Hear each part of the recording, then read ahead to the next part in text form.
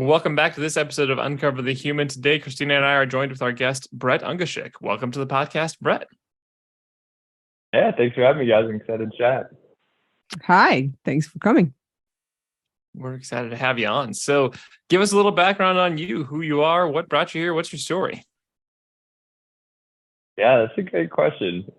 So I am the founder and owner of Outsail, but that is definitely not where the story starts. So born and raised in Kansas City, worked in technology out of college. So took my first job in San Francisco and worked at LinkedIn. But I think the reason that I wanted to get into technology is mostly just to be closer to entrepreneurship. I grew up with a family business. My grandfather started a business, so I kind of saw firsthand what that looked like.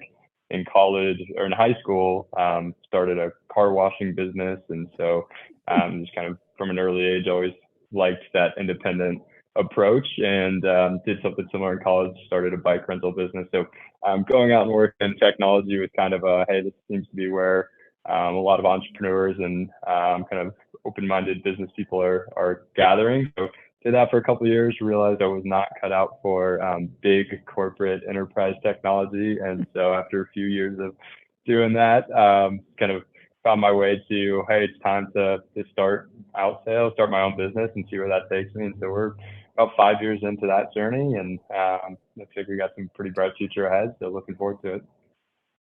That's awesome. That's a great story. Yeah. So you said you were interested in that and you understood that like maybe the big corporate space wasn't for you. What were your keys? What led you to walk out on your own?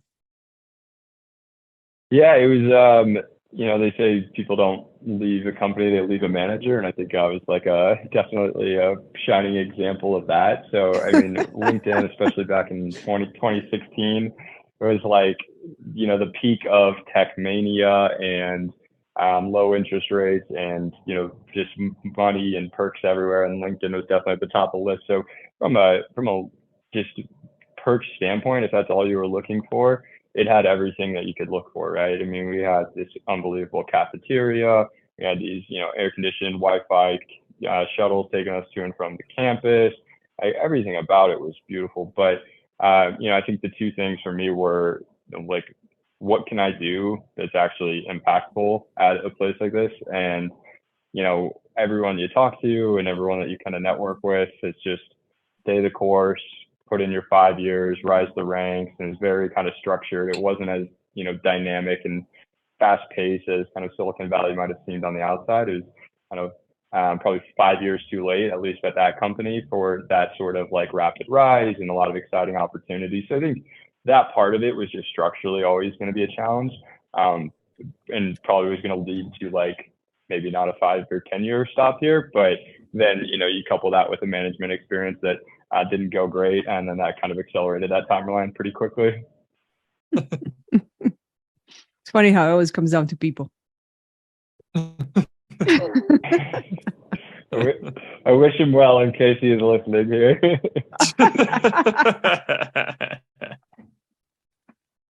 So tell us a little bit about Outsail. What does Outsail do?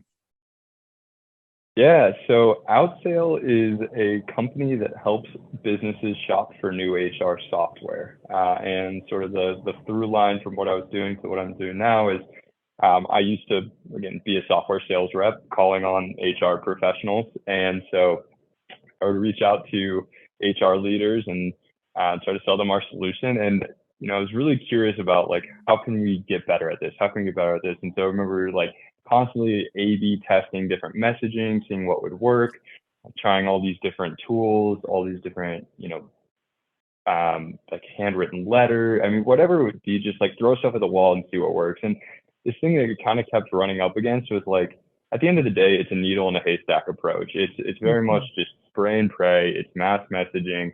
Like that was really the only thing that worked. And that was kind of depressing.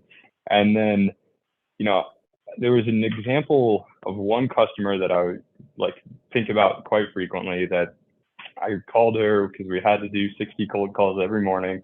And I called this woman, and clearly caught her at a bad time because she just kind of starts yelling at me, and I think there might have been some curse words, but I just said, "Hey, I'm so sorry. I must have caught you at a bad time. The reason I'm reaching out, you guys have these 3 open roles. It looks like they were posted over a year ago.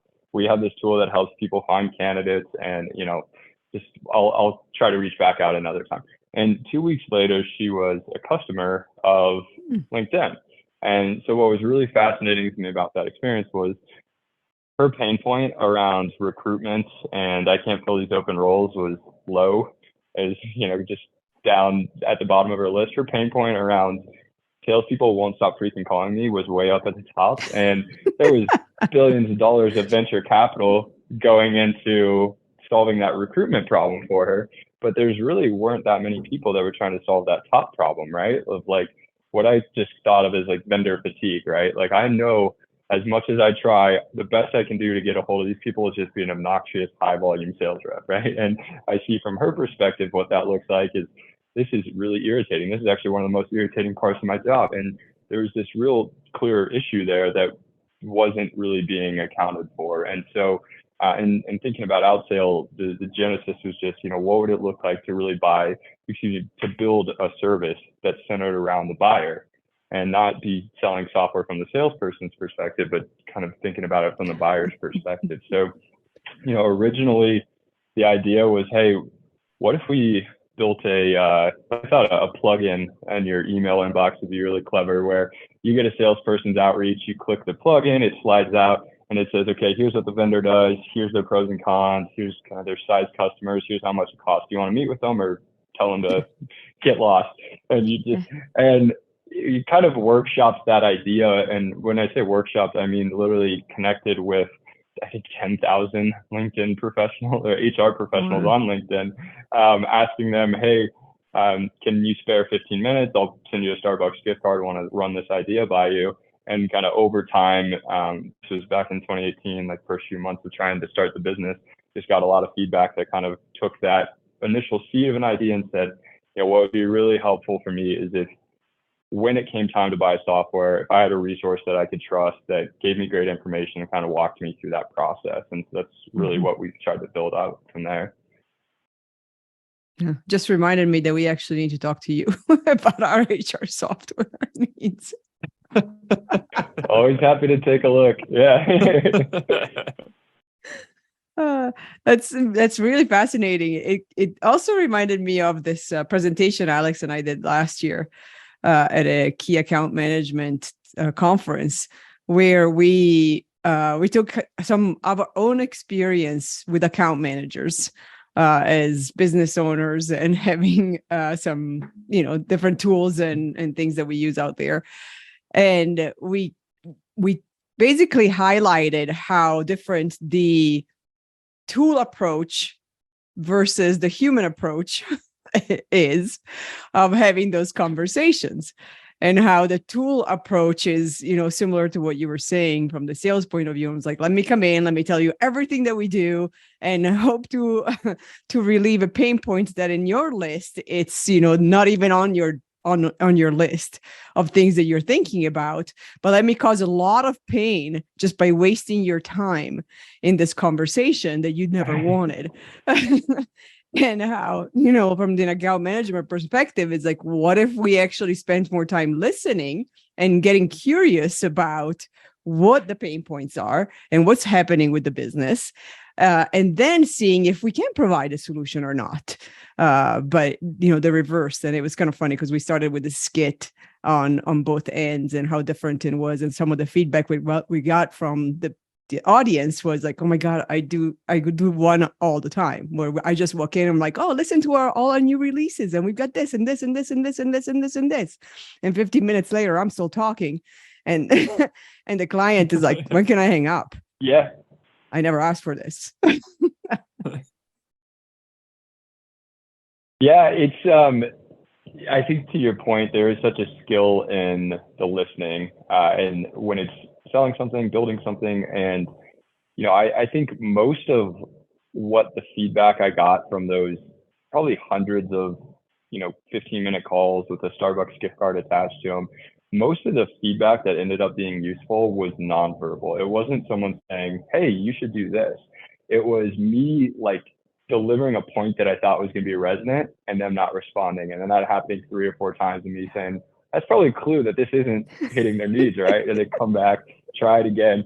And, I think there is so much to that where so much of this business was listen for problems and offer to help them and under promise and over deliver, right? And it's just like, we'll continue to add new skills and capabilities and offerings by just simply doing that. And hopefully, as the company grows, it's something that we can keep core to the business. But, like I sold recruitment software, but I never sold payroll and HR software. And so, on day one, I wasn't telling companies, hey, I'm going to tell you what the best vendor is for your payroll and HR software, right? What the initial approach was, hey, sitting on demos is really painful. Why don't you tell us which vendors you want us to evaluate, and we'll kind of look for some that also look similar. And then we'll type up the notes for you and share our thoughts. And that was just, hey, I'm not trying to overpromise anything other than I have some time on my hands and I can type up a nice little synopsis. And you do that enough times, and then pretty soon you're like, okay, now I've done this a dozen times. I've seen a lot of demos. I've learned how to ask the right questions. And, then these became more comprehensive reports, and it takes a life of its own. And now I do feel like I can walk into companies and tell them what's a good idea and a bad idea with payroll software. But, I think, again, just kind of that start small, look for a problem, offer to solve it, and then see where that takes you is a really fun way to kind of grow things. That seems like really applicable to all kinds of arenas too, because you can, and obviously HR software is a huge one. That's one where we worked in HR for a little bit, or HR software. And so there's like 5,000 different questions you need answered as you're trying to figure out how to like solicit a vendor and which one's the right one. And of course, every vendor has their own need to try and sell their solution, and you can't, it's hard to know. So that's a really cool model. It seems like it'd be a great approach for any kind of, like, especially enterprise sales, of just generally like, hey, I don't even know what questions to ask, but I know we need this. Yep. Yeah. Well, and it's true with something as complex as HR software, as we've learned, is what matters, what the pain points and what matters to in the software itself depends on who you're talking to in the company. The CFO has very different needs than the benefits, the benefits specialist, which are completely different from the recruiter, which are completely different from, you name it, the CEO or the HR specialist, or even the employees. And so if you go down the path of talking to one person when you're selling, you don't really get the picture. You get, I don't know, 1% of what the actual need may be. Yeah. And, I think one thing that's been really fortunate about the model that we've been able to build is, I think, again, that whole perspective shift that I had from selling software, where no matter how consultative I try to be, how much I try to connect with someone, I'm always across the table, right? I'm always someone that is just inherently not fully trustable, right? Just because I'm employed by vendor X, right? And that's just always going to be impossible to overcome. And now, like, because of this model, because of the way like the incentives have been set up, companies do trust that, like, at the end of the day, we're here to just help them succeed or help them make a good decision, get the right information, do what's best for their organization. And it's crazy the amount of forthcomingness that comes with that, right? Like, there's so many times where I'm having this conversation with companies and they're so transparent, they're so open. I'm like, I would have killed for this when I was in sales. If they would have just opened up and told me about it, not so I could take advantage of it, just so I could like really try to help solve their problems. But there is just something about like, you can't do it from the other side of the table. It really has to be from their side of the table, and they have to believe that. And because of that, to your point, then you can really start to weave together like the full story from the whole company. You're not just getting that one person who agreed to take a sales call with you and you're just driving on that train, but you're hearing from a lot of people. They're being comfortable, they're open, and then you can really start to be more of a consultant and really kind of help them out. Absolutely makes sense. You've got this is a great like middle of the table operation. You're kind of on the side of the person buying the software and on the side of the vendors as well, if they can get their product across. And it does seem like it then kind of incentivizes them to try and get their product to a place where it would be easy to sell within like that broker system. How are companies reacting for that? How are vendors reacting to that? Yeah, it's a great question. I'd say by and large, it's a really positive reaction, and I think it's pretty easy to see why. I mean, so I think my experience, again, having that sales experience is really helpful because I talk to these vendors in like sales operations terms, right? Like talking about lead flow and how quick they are to close leads and what their average customer size, like just using their language to kind of bring them to the table has been really helpful. And um, the way that we've positioned our broker model is we'll take a commission if you are selected by one of our clients and only take that commission after you've been paid yourself. So from the vendor perspective, they're like, what's the downside, right? This person's just going to send us leads. And if they don't work, we don't pay them a cent. And if they do work, we're just paying them from our winnings, right? Just from like our profits. And so from their perspective, it's kind of a no-brainer. I think what I really find fascinating is kind of where the market seems to be heading. And so, over the last couple of years, we've seen just a complete degradation across all vendors on the service side. And there's these big macroeconomic trends, right? HR tech had huge tailwinds during the pandemic. Companies that never invested in HR tech all of a sudden couldn't get to their filing cabinets and needed to have things in the cloud. And so there's this huge tailwind, but also companies started getting more complex, right? So if you were a customer support rep at, just pick a name, we'll call it ADP, generally all of the questions you were getting if you're in the Colorado office were about Colorado regulations, and you can know that stuff. But now everyone's multi-state. A lot of companies are multi-country. And so you've got more customers than ever before, and they're harder than ever before. And then we've got a great resignation where people say, all right, I'm out of here. This work isn't worth the trouble anymore. And so it's been really truly industry-wide that we've seen service really collapse. And my position, my belief is that I don't think that it's ever going to fully recover. And I think what we'll probably see is a lot of these vendors that historically were both software providers and service providers are going to move more towards just software. And that's kind of been the enterprise model, been like what Workday does, right? Like Workday, they're going to sell you the software, but don't expect them to kind of pick up the phone and tell you how to process payroll in Texas, right? That's not who they are. There's like, we're a tech company. And then we have this whole ecosystem around us that they'll be the service layer. And I think we'll see that more and more in this industry. And that getting back to kind of how do vendors feel about this, I haven't spoken to like the CEOs of these companies to know exactly, but I do think that the market is taking us to a place where they're going to be selling just software and focused on software. And they're going to want ecosystem partners, people that can do great selection work like we do, people that can do great implementation work like our partners. And I think that's going to be a really rich growth area as the vendors kind of recede and say, hey, we might lose some revenue by pulling back from services, but our profit margins are going to go way up because we're just going to be selling software and we're not going to be doing that low margin service work anymore. And again, I think there's just going to be a lot of growth in that services layer that surrounds these tools. Yeah, that definitely makes sense. The one thing I see is from a product perspective, if these companies become so detached from the actual user because they don't do the implementation, they don't do the selection, they don't do the customer service, how do they even know if the product is still working, if it's meeting the needs of the market and of the users? That's a great question. I would love to look at like what Workday's done to stay close because I think people do like their platform, but I almost think that part of what makes them an outlier here is that their system is like 100% configurable. And so if you give company an entire toolbox, then they'll kind of build it themselves. And maybe you don't necessarily have to be listening as closely because the customer and the service partner will figure out the details. And I think that it's really interesting more in the mid-market where they don't give you these unlimited tools. They kind of have to build some structure into them and some rules and some limitations.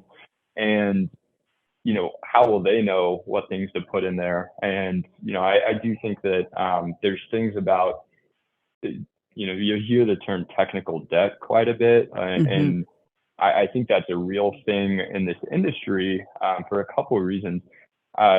It takes a long time for someone to become a large trusted payroll vendor. You can't do that overnight. And it's really slow, unsexy, development that has to be done, but no one's excited about making sure all the tax codes and tables are all accurate. Mm-hmm. And so, the names don't run over that much, and they're usually older platforms. Even again, Workday, who's kind of the flashy one, the 2005. I mean, they're older than the iPhone. And so there's this age that's required. You kind of have to be a certain age to be in this industry. But then there's also so much that's changed in our work life that there's now these next gen platforms that we're seeing come out that are way more flexible, way more dynamic, way more built for the world of work today. They've got contractor management built into it because so many people are relying on contractors more. They're built for global companies. They're built for, non-linear reporting relationships. They're built for integrations, like all of these things that these older vendors are going to try to catch up to, but they'll never be able to because they have these anchors behind them of kind of how things are built and that technical debt. And so there's this push-pull of like, the old guys have all the experience and the trust and the reliability. The new guys have all this dynamism. And it's really hard for one to jump into the other lane. Like, I don't really think that can happen overnight for either of them. That's really fascinating. Yeah. Yeah, super interesting. So there's basically this,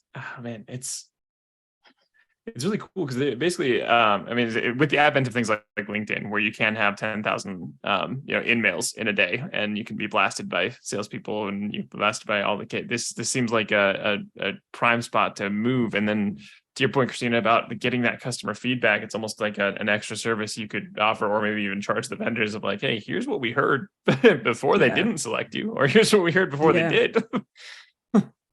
Yeah, no, it's a real thing. So we're going to launch a software platform this summer that we're really excited about. And right now it's going to be really focused on just enhancing what we already do, right? It's going to, digitize that, kind of build your requirements, see which vendors match to you. And then we've built this whole suite of what we're calling evaluation tools where, you get your team in there, you've got shared scorecards, you've got shared notes apps, you put all of the documents that you've got throughout their sales process into each vendor's folder. And so really just trying to organize and kind of give tools so that companies can do a good job without having to really think about it and prepare for it and hire some project management experts. So that's focused. But the reason I bring that up is because we're looking at designing right now, okay, what comes after that? And, I think it's really fascinating to say, like, let's track the satisfaction levels within these platforms at a really granular level and see.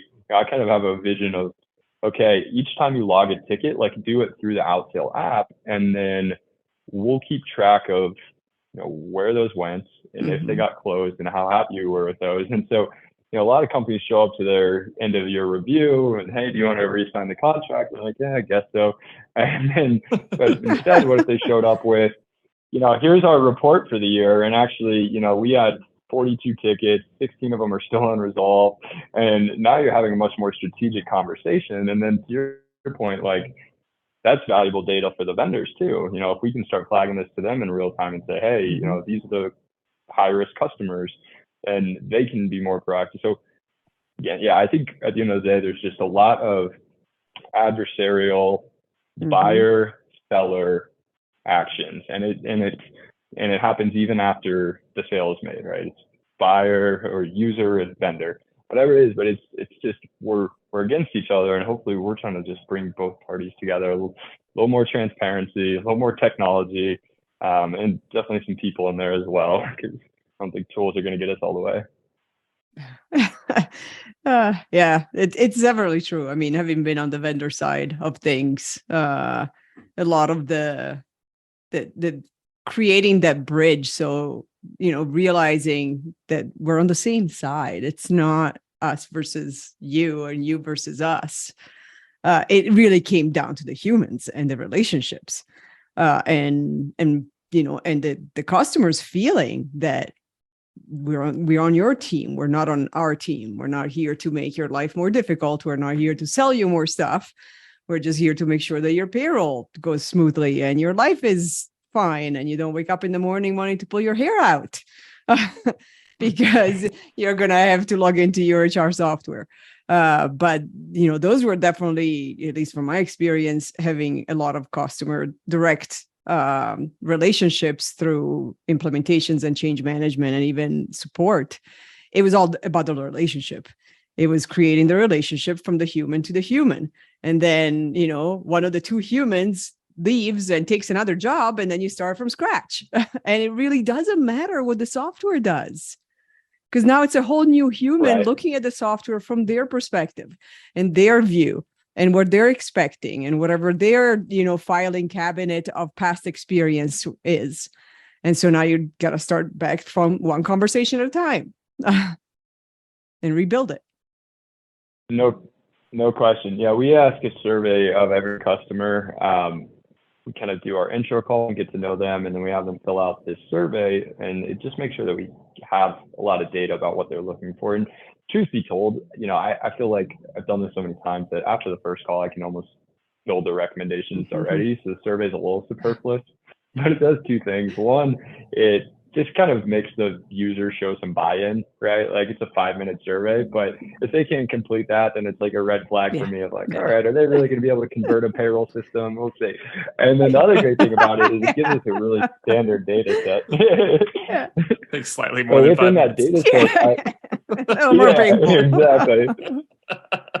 Yeah, it's just the first test along the way, exactly. But yeah, But within that data set, what was interesting, I was pulling this for a webinar next week, and this past year, users have shared that, so we asked them, what are the reasons that you want to switch? And the number one reason is customer service. And before that, the number one reason was capabilities.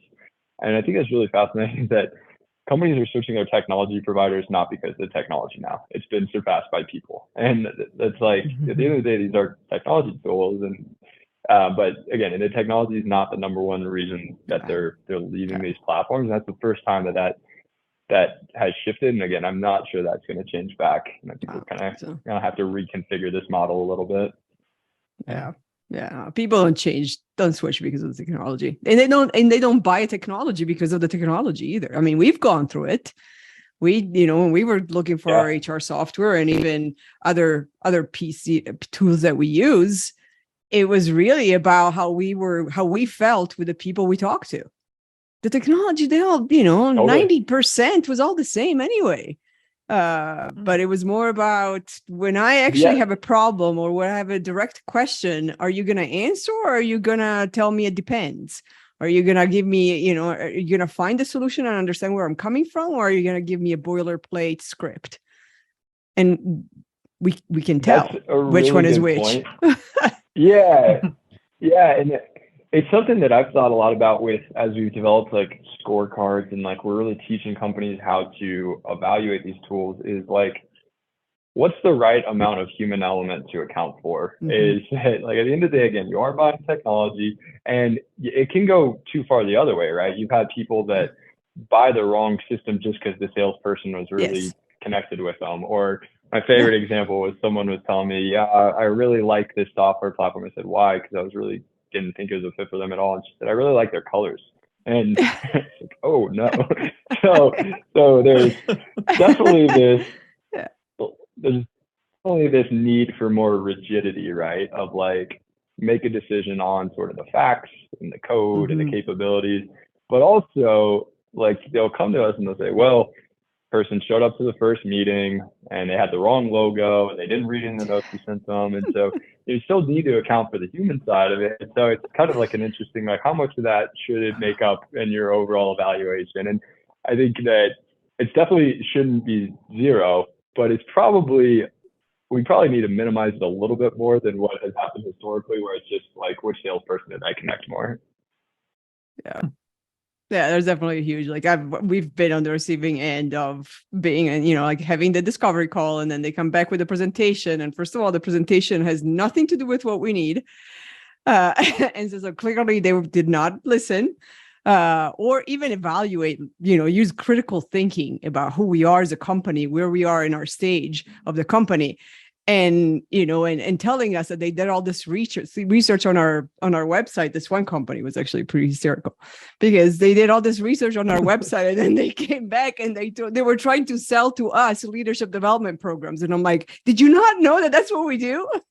I think we're going to take care of our own leadership development programs. We're not going to outsource that. But part of it was that is awesome. I mean, it was just, why am I here? And also, but it was also the same thing. Like, they had this huge, like 25-page PowerPoint, and they had the wrong name company on it. It wasn't us. And so I was completely confused, because I'm like, why is there somebody else's company name on this PowerPoint? Oh, that is amazing. Yeah. That's the customer side of the 5-minute survey test. You're like, I don't know if I can do that. They're dropping very strong hints for you. Yes. But yeah, that was one of those, like, I don't really care how good your tools are or your service is. This is that's it. You're done. Yeah. And to your point earlier, like, you can't, you never know on the other side of the table. It's just, there's a certain barrier of trust. You know what their incentives are. You know where they would like it to go. You know that's their general goal. Even if they're very friendly, even if they have most of the questions, unless they actually start being like, look, I don't think we're the fit for you, it's hard to be like, yes, I totally can trust this person, which it's not a bad thing. It's just, that's just the structure of the relationship, like you were saying. And I'm curious, because you've got this very interesting, like, broker kind of model in this, and I'm curious, as far as outsale goes, what would you say is like the philosophy of the company and the philosophy of how you'd like to see it go?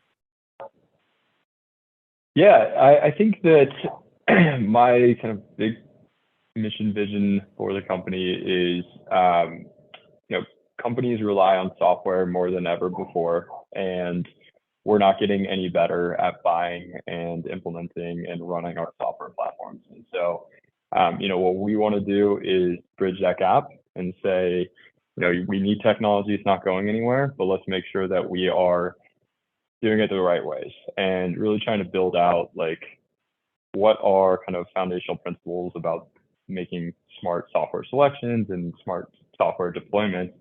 To me, I think and this is something I believe since the beginning, is it's always going to be a human and a tool-driven approach. In between working at LinkedIn and starting Outsale, I worked for a tech company out in San Francisco we were still in the recruitment space, and we were trying to build this tool. It was myself and an engineer, and we were trying to kind of like launch a startup within the company, and the engineer just firmly believed that, like, we could create this product and people would use it and be so user friendly that we would not need to have any people to help the users through it. But what we were trying to do is trying to help people at the end of their residency, their med school residency, get matched to the hospital they're going to work at next. And what we found is, like, with big decisions, maybe with small decisions like finding a new T-shirt or something, you can go tech only. But with big decisions, even at kind of the height of Silicon Valley mania, 2017 or whatever it was like, there's certain things that just aren't going to get fully automated. And what we found was life decisions about where I want to uproot my family. The tech is definitely going to play in this, but we ultimately realized, and what their business realized, is like they had to go out and acquire essentially like a staffing firm to then use that technology, but then provide these experts who do this for a living and coach people and help them through these transitions.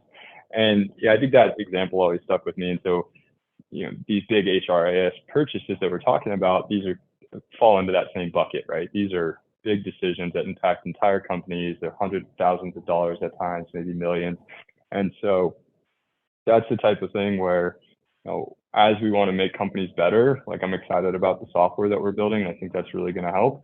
But I also firmly believe that, like, no one's going to do a good job with a self-service only experience. And so trying to weave together, like, when's the right time to bring in experts and how to kind of put them into this process, and really try to make it a full experience for companies of, like, people on demand, technology on demand, and kind of trying to figure out what the right blend of that is.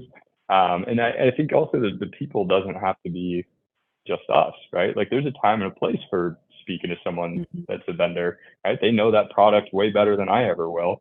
And there's also a time and place for speaking to peers. And so like trying to bring all of the different people into this while also kind of creating this technology guardrail that keeps people moving along, sort of how I can see us achieving that vision of like better software outcomes. Yeah, that's really cool. It makes so much sense. Yeah, that's a great one. Yeah, it really does. So how are some of the ways that, now that you've seen all the skeletons in probably most of the vendors' closets, you know where the real pain points are, or some of the things that the vendors will gloss over, or not speak about because they know they're going to fall if that actually comes up. How do you keep your objectivity of the vendors? Yeah, that's a good question. Let's see, I'm not afraid to tell a customer that one vendor is a bad fit. I think one thing that we're pretty clear about with everyone is that there's no perfect system. And so kind of the philosophy that I've come to is let's try to tease out what are the most important things for a business. Try to really define that. And these can't be small, fine-grained details like the colors of the platform, but it's got to be. It could be big things. It could be service. It could be cost. It could be, we're a lean team and we need something that can kind of augment us. Whatever those big things are, like trying to establish those, trying to keep those top of mind, and then just telling them throughout the process, like to the best of our ability, we're going to tell you which, the good, the bad, and the ugly of all these vendors. And there's going to be things that aren't perfect about some of these, but a good selection is going to be you going through that process and figuring out which ones have strengths that match up with your biggest needs, and which ones have cons or weaknesses that you can live with. And if that happens, like that's a good selection. And so, again, that's where I don't think of necessarily like there's certainly a bar that I have of like certain vendors where I'm like, sorry, that just doesn't clear the bar. Like I can't ever be confident enough in what I'm seeing here, the overall picture, not just the software, but maybe the team, the financial position, whatever, that I can't bring out to a client. But if it's above that bar, then it really is just like, I really want to understand what are you good at and what sandbox do you play best in. I think one thing that really probably frustrates vendors the most is like we're really strict about like size of companies that we're comfortable putting certain vendors with. And especially you're very excited, for lack of a better word, sales reps that want to go win out that big deal. And we come in and we're like, hey, their average customer size is down here. And you're taking a risk if you're going to be kind of in the 99th percentile of their customer base. And that's just something to keep in mind. So that's definitely one thing that I always try to do is like put some of those pieces together to make sure that I can feel comfortable with if a client makes a certain decision. But yeah, it's tough. I think that one other thing we'll do for a non-activity standpoint is we'll disclose our commissions to our clients so they know exactly how much we stand to make from each vendor. Generally, it's about the same across the entire market, but again, just something to build that trust and let them know that like, hey, just because you're not paying us and we're going to get a commission on the back end, you're really not going to see that happen. We don't want you to think that like anything that's not central to your goals is taking place here. Yeah, totally understandable. Going back to their needs and what's the best match, and just the integrity and the honesty and transparency of here's the real picture. Yeah, it's really interesting. The vendors don't love. Hearing the cons. They're always happy. They're always happy to talk about it with the other vendors, but I'm like, yeah, this is what we have for you guys. Well, that's not true. I'm like, oh, well, the last 10 customers told me it was true, so I don't know. That's kind of the brilliance of the model here is that this is a great play on trust in all the angles. I mean, the vendors might not like to know that their cons are being put out there, but I mean, this is how you build the trust and relationship. And vendors can be frustrated at not making sales, but speaking from personal experience, we've seen what happens when you sell what you can't actually deliver. it's not a good fit for you either. Like, I understand the desire for the sale, but man, that can really backfire. That can be a reputational hit. That can just drown your support staff. Like there can be 1,000 issues if you make the wrong sale. So there's actually huge benefits for the vendor to not be lined up with the wrong customer too. Completely. Yeah. And I think that, again, I kind of talk about vendors and salespeople like a little bit tongue in cheek, but there are ones that do a great job. And even though they'll never fully be on the same side of the table as the buyer, like they can get pretty darn close just by being super transparent. And, I tell sales reps, if they'll ask, I'll say, the number one thing you can do is, one, be really honest. And like when someone comes in and says, hey, here are the things we're bad at, immediate trust, like immediate through the roof, like customer wants to learn more from them. And then just like educating too. Like I think a lot of people take for granted that buying software is not someone's day job, and teaching them things, right? Like teaching them things about how they can run their process better, questions they should be thinking about.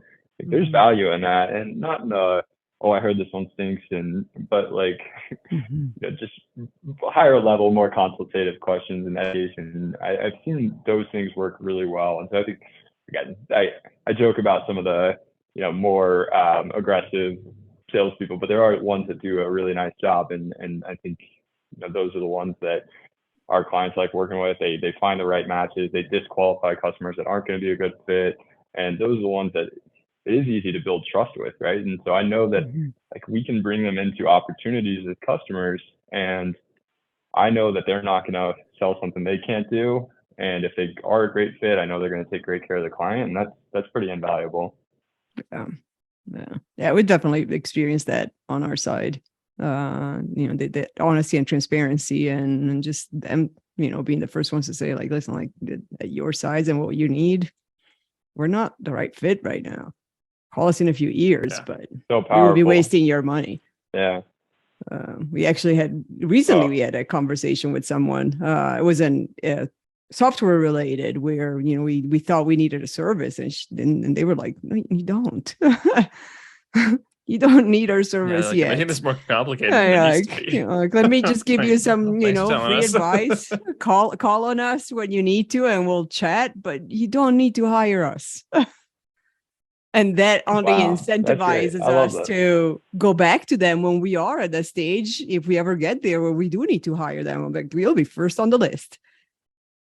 Yeah. Right. Yeah. And if a friend asks for something in that realm, then you'd be like, hey, check them out. I think they seemed really trustworthy. So yeah, it's tough because again, those salespeople oftentimes they're judged by the quarter, judged by the month. And so it's hard to believe that 5 years from now or 3 years from now, or maybe next quarter, this will come back around in some way, shape, or form.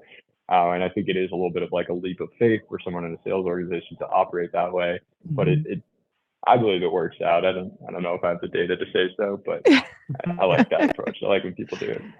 Oh, for sure. Yeah. It's a little bit our own approach too, even with our clients. I mean, we try to be very direct and very transparent. And we tell them, like, listen, like, if we don't go down this path and the needle doesn't move, we'll tell you to fire us because we're not doing our job. We'll be the first ones to say you need to get rid of us.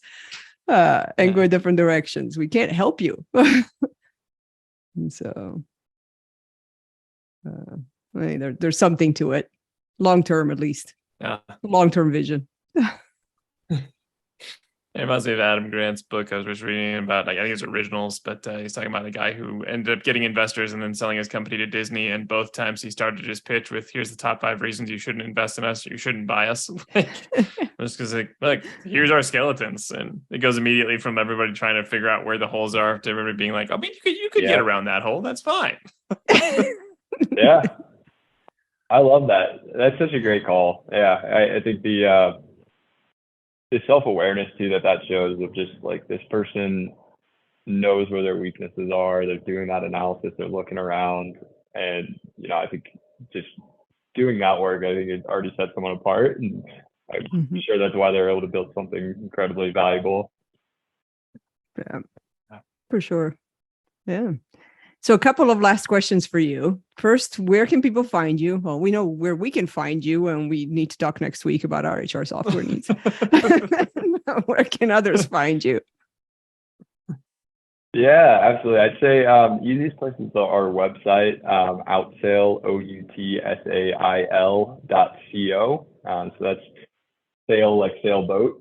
And yeah, find me there. My email is brett@outsail.co. And I am unfortunately a zero unread type of person. So I get back to people pretty quickly on email. So if anyone wants to chat HR software or tech landscape, anything like that, I'm always open. Awesome. And our final question for you: what is your definition of authenticity? I was thinking about that once you mentioned that was the final question. The definition is I haven't sure coming up with the definition, but there is a feeling that I can point to of like feeling fully ingrained, integrated, and kind of behind the things that you're saying and doing that kind of signals authenticity. And so, I think like we've all probably had an example of saying something that we didn't believe or didn't trust, and you can kind of feel in your chest that like shakiness and kind of that solar plexus feeling of like, I wasn't really fully behind that. And so I think, too many days or too many conversations where you don't feel that kind of integration and forcefulness behind what you're doing or what you're saying. I think that tends to be a pretty good indication to me that, hey, let's check in on what's going on. I've definitely had that experience just even within this job, which I've really enjoyed and loved doing. But there's times where I'm like, hey, maybe I'm running the exact same meeting over and over again. I'm finding myself just no longer saying it with the same enthusiasm. It's like, all right, how do I change this? What needs to change? What needs to come through, or what do I need to kind of reframe so that I can show up like I hope to, and not just for the client, but just for me, so that I don't go through my day doing stuff that wasn't enjoyable. I want to kind of be present in those calls. That's awesome. Yeah, I like it's a feeling and checking in with yourself when that feeling shifts or, doesn't feel the way you want it to feel. And figuring out where it comes from. Yeah, I like the word you used, integration. Glad that you integrated feeling.